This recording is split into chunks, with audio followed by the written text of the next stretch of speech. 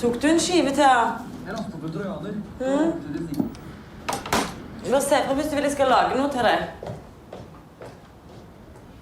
Elskling?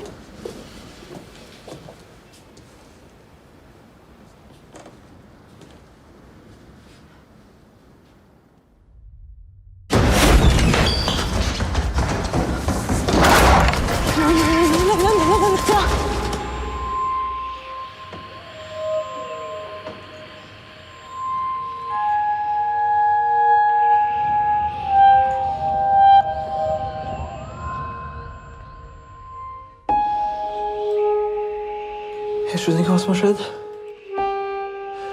Maria, hva er det som har skjedd? Jeg skulle bare legge Bjørn, og så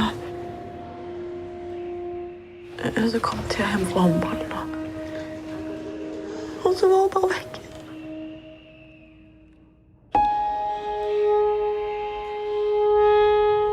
Vi har stabilisert det mest akutte. Det eneste jeg kan si nå, er at vi gjør absolutt alt vi kan for å hjelpe Thea.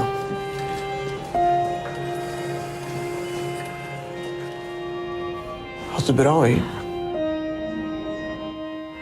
Thea har hatt det bra.